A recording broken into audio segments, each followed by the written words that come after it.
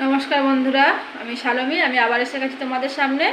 তোমরা সবাই কেমন আছো বন্ধুরা? আশা করি সবাই ভালো আছো, আর আমিও খুব ভালো আছি। আজকে তোমাদেরকে একটা নতুন রেসিপি দেখাবো, ইলিশ মাছের ঝাল, সর্ষে বাটা দিয়ে ঝাল। তোমরা দেখতে থাকো, পুরো রেসিপিটা সঙ্গে থাকো। দেখো বন্ধুরা, এখানে ইলিশ মাছ নিয়েছি। দেখো ইলিশ মাছ, এখানে সর্ষে, এখানে কালো জিরে দেখছো, আর এখানে কাঁচা লঙ্কা নিয়েছি, এখানে ঝাল গুঁড়ো, হলুদ গুঁড়ো। তোমরা দেখতে থাকো পুরো ভিডিওটা বন্ধুরা। এখন আমি সর্ষেটা বেটে নেবো। বন্ধুরা, এই সর্ষে আমি এখন বেটে নিচ্ছি। দেখো বন্ধুরা, আমার সর্ষে বাটা হয়ে গেল।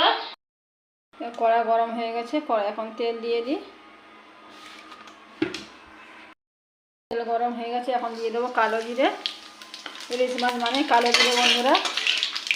তারপরে দিয়ে দেবো এর মধ্যে সর্ষে বাটা। সর্ষে বাটা দিয়ে ভালো করে নেড়ে চেড়ে নিই। সর্ষে দিয়ে বেশি নাড়া করার দরকার নেই বন্ধুরা। দিয়ে দেবো এখানে লঙ্কা গুঁড়ো, আর দিয়ে দেবো হলুদ গুঁড়ো, দিয়ে আর একটু যে সর্ষে বেটে রেখেছিলাম এই বাড়িটায় জল দিয়ে দেবো। দিয়ে ভালো করে মশলাটাকে নেড়ে নেবো। মাছে নুন মাখানো ছিল, একটু নুন দিয়ে দেবো স্বাদ মতো। মাখানো হয়ে গেছে, এবার দিয়ে দেবো জল।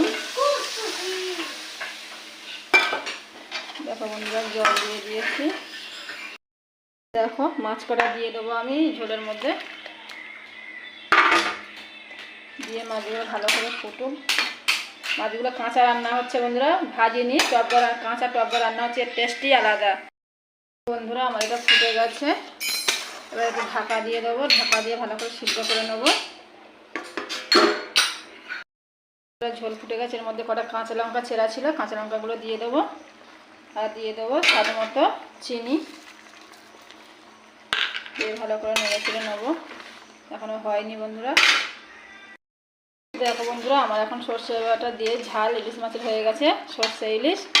হ্যাঁ, তোমার পুরো ভিডিওটা দেখো বন্ধুরা। এখন ঢেলে নেবো।